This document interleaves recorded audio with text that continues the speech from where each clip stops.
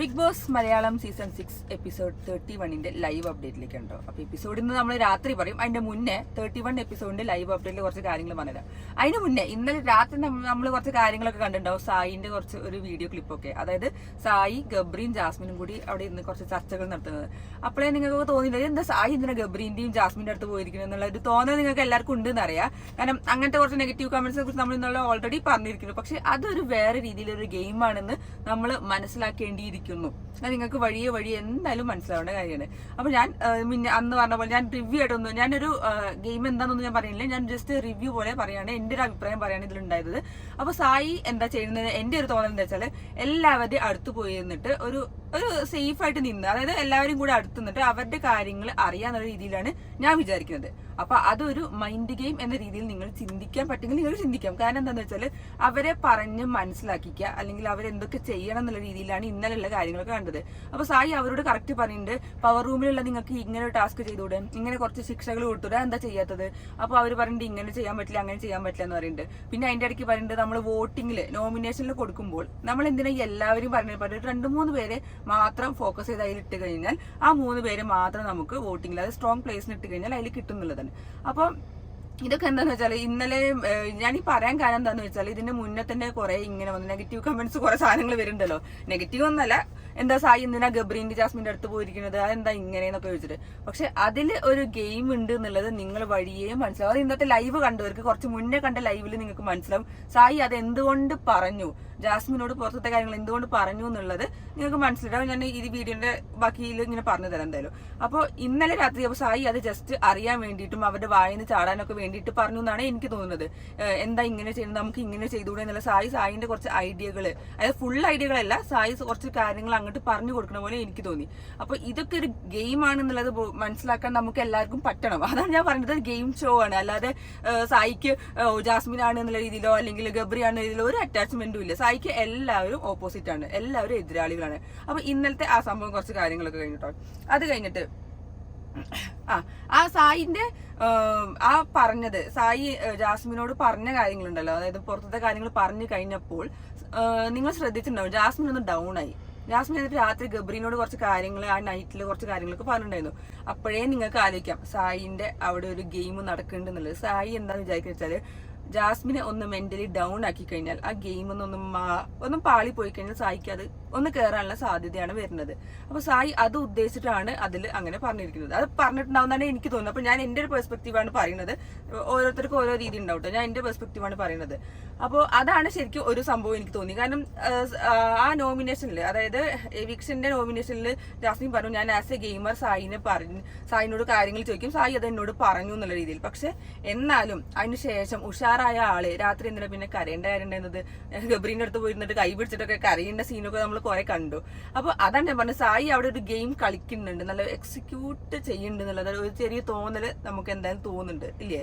എനിക്ക് തോന്നുന്നുണ്ട് എന്തായാലും. അത് നിങ്ങൾക്ക് ഇനി വരും ദിവസങ്ങളിൽ എന്തായാലും മനസ്സിലാക്കാൻ പറ്റുന്ന കാര്യങ്ങൾ കേട്ടോ. അതിനുശേഷം എന്താണെന്ന് വെച്ചാൽ പിറ്റേ ദിവസം മീൻസ് ഇന്ന് തുടങ്ങിയ ലൈവ് അപ്ഡേറ്റിൽ വന്നതാണ്. ജാസ്മിൻ സിബിനോടും പിന്നെ അഭിഷേകിനോടൊക്കെ തോന്നുന്നുണ്ട് അവിടെ ഇരുന്ന് വെള്ളപൂശൽ നാടകം കുറച്ച് കളിക്കുന്നുണ്ടായിരുന്നു.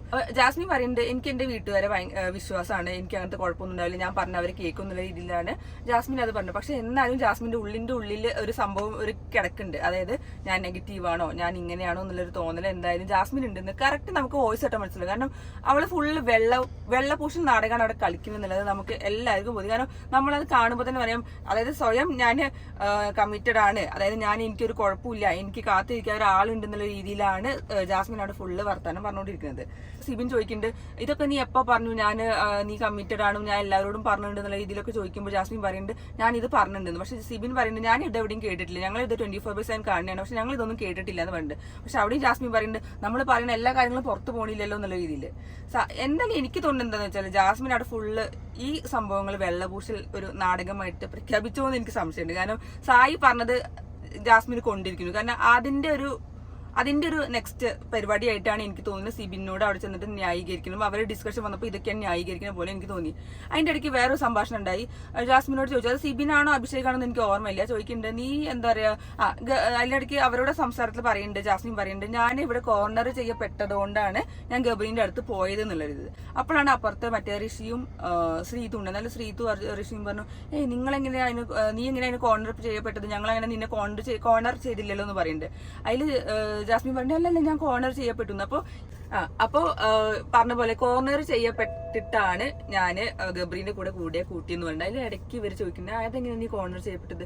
അത് ഞാനും ഗബ്രിയും കൂടി ഒപ്പം നടന്നപ്പോ കോർണർ ചെയ്യപ്പെട്ടു. അപ്പൊ അവൾ എന്താ ചെയ്യണമെന്ന് വെച്ചാൽ അവൾ കുറച്ച് ന്യായീകരണം സംഭവം നടക്കുന്നുണ്ട്. എനിക്ക് തോന്നുന്നത് ഇന്നലത്തെ വൈൽഡ് കാർഡുകളിൽ കുറച്ച് കാര്യങ്ങൾ പറഞ്ഞു, അത് അവൾക്ക് കുറച്ച് മനസ്സിലായി. പക്ഷെ മനസ്സിലായിട്ടും പിന്നെ മനസ്സിലാവാത്ത പോലെ നടക്കുകയാണെന്നുണ്ടെങ്കിൽ അത് അവളുടെ ഗെയിമാണ്, നമുക്ക് അത് പറഞ്ഞിട്ട് കാര്യമില്ല. അവൾ അവളുടെ ഇഷ്ടത്തിൽ ഗെയിം കളിക്കട്ടെ. നമ്മുടെ ഓപ്പോസിറ്റ് കുറെ ആൾക്കാരുണ്ടല്ലോ, അവരെങ്ങനെ കളിക്കാന്നുള്ളത് നോക്കുക.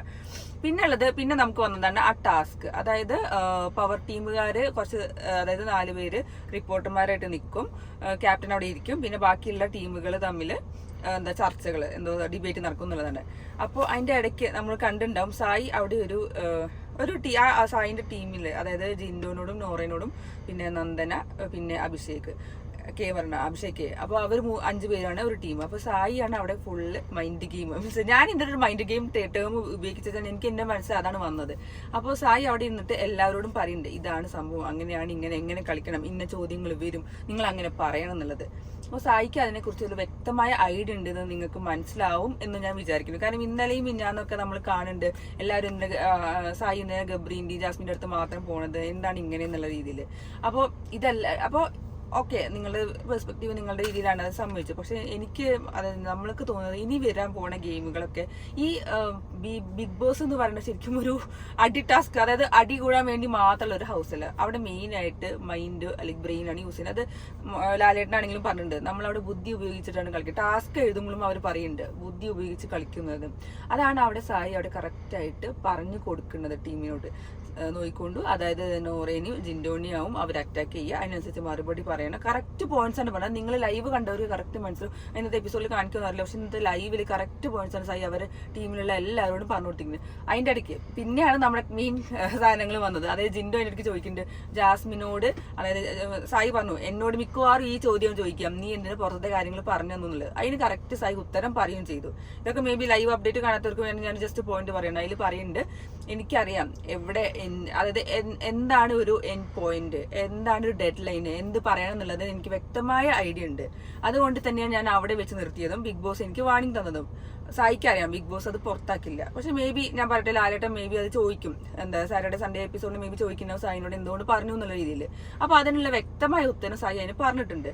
എനിക്കറിയാം ബിഗ് ബോസ് അതൊരു വാണിംഗ് തരില്ല. അതിന് മുന്നേ ഒരു തീപ്പൊരി ഇട്ട് കൊടുത്തിട്ടുണ്ട്. ആ തീപ്പൊരിന്റെ എഫക്ട് നമ്മൾ ഇന്നലെ കണ്ടു, ഇന്നലെ രാത്രി കണ്ടു. അത് അവിടെ ഇരുന്ന് കരയുന്നതും, എന്തുകൊണ്ട് റസ്മിന്റെ മുന്നിൽ കരയുന്നത്, എന്തെല്ലാം എങ്ങനെ വിചാരിക്കുന്നു അങ്ങനെ വിചാരിക്കുന്ന വെച്ചാൽ ജാസ്മിൻ അങ്ങനത്തെ കുറച്ച് കാര്യങ്ങൾ പറഞ്ഞത്, അത് അതിന്റെ ഒരു ആഫ്റ്റർ എഫക്റ്റ് ആണെന്ന് നമുക്ക് ആലോചിച്ചാൽ മനസ്സിലാവുന്ന കാര്യമുള്ളൂ.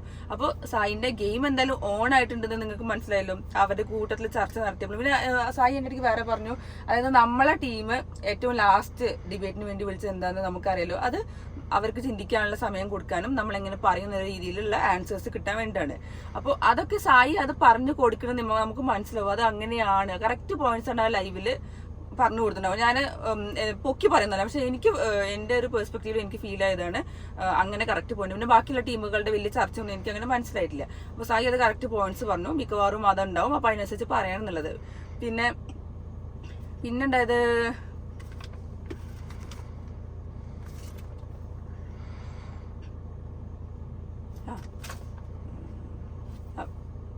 പിന്നെന്താന്ന് വെച്ചാൽ മെയിനായിട്ട് വേറൊരു കാര്യം എനിക്ക് പറയാനുണ്ടായിരുന്നത്, അതായത് 2 അഭിഷേക്മാരുടെ തമ്മിലുള്ള പ്രശ്നങ്ങൾ കുറച്ച് മീൻസ് ഇന്ന് 2 ദിവസമായിട്ട് സോഷ്യൽ മീഡിയയിൽ വരുന്നുണ്ട്.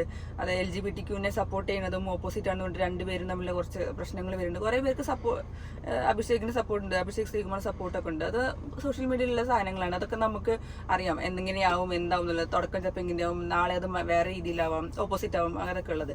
അത് പിന്നെ this is A part of game, അങ്ങനെയാണ് ശരിക്കും പറഞ്ഞാൽ. പിന്നെ വേറെ ഫണ്ട് സംഭവം എന്താണെന്ന് വെച്ചാൽ സായിന്ന് ഞാൻ അടിച്ചു വരണ കണ്ടു.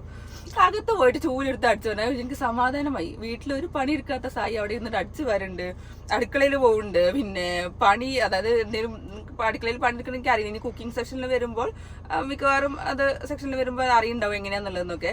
അപ്പോൾ കാര്യമായിട്ട് അടിച്ചു വരാനൊക്കെ ഞാൻ കണ്ടു. അപ്പോൾ എനിക്ക് എൻ്റെ പണി കുറച്ച് കുറഞ്ഞിരിക്കുന്നു എന്തായാലും. അപ്പോൾ ഇനി ഞാൻ ഇതുവരെ ഇപ്പം ഞാൻ ഈ വീഡിയോ എടുക്കണ വരെ ഞാൻ കണ്ടത് ആദ്യത്തെ ആ ടാസ്കിൽ ആദ്യത്തെ ടീം കഴിയണ വരെ പറഞ്ഞുള്ളൂ. അതിൽ ആദ്യത്തെ ടീം പറഞ്ഞതിൽ എനിക്ക് അത്ര വലിയ സാറ്റിസ്ഫാക്ഷൻ എനിക്ക് തോന്നിയില്ല. അവർ നോർമലായിട്ട് അവർ തമ്മിൽ പരസ്പര കാര്യങ്ങളൊക്കെയാണ് പറഞ്ഞത്. ഇനി എനിക്ക് അടുത്ത ടീമും സെക്കൻഡ് ടീമും തേർഡ് ടീമായ സായിന്റെ ടീമും കൂടി കണ്ടറിയണം എങ്ങനെയുണ്ട് അവർ തമ്മിലുള്ള ടാസ്ക്, അതായത് ആ ഡിബേറ്റ് എങ്ങനെയുണ്ടെന്ന് കണ്ട് അറിയണമെന്നുണ്ട്. അപ്പൊ അതിനനുസരിച്ച് നമുക്ക് മനസ്സിലാവും. അപ്പൊ ഇനി നിങ്ങൾ നോക്കിക്കൊണ്ടു, ഇനി സായിന്റെ ഗെയിം ഓൺ ആണ്. ഞാൻ ഇന്നലെ ഫസ്റ്റ് ദിവസമല്ലേ, നമുക്കൊന്നും പറയാൻ പറ്റില്ല. അപ്പൊ ഇനി വരുന്ന ദിവസങ്ങളിൽ എങ്ങനെയാണ് മൈൻഡ് ഗെയിം വെച്ചാൽ അവിടെ ഫിസിക്കൽ ടാസ്ക് സായി എൻ്റെ ഇടയിൽ പറയുന്നുണ്ട്, നമുക്ക് ഫിസിക്കൽ ടാസ്ക് വന്നാൽ പവർ ടീമിനെ ഒതുക്കാമെന്ന് പറയുന്നുണ്ട്. അപ്പോൾ ഫിസിക്കൽ ടാസ്ക് ഉണ്ട്, അതിന്റെ ഇടയിൽ കുറച്ച് മൈൻഡ് ഗെയിമും കളിക്കണം, എന്നാലേ നമുക്ക് അവിടെ പിടിച്ചെടുക്കാൻ പറ്റില്ല. അല്ലാതെ വെറുതെ കയറി ചൊറിയാനും മടി ഉണ്ടാക്കിയിട്ട് ഒരു കാര്യമില്ല. അപ്പോൾ നമുക്കിനി കാണാം അടുത്ത ദിവസങ്ങളിൽ എങ്ങനെയാണുള്ളത് കേട്ടോ.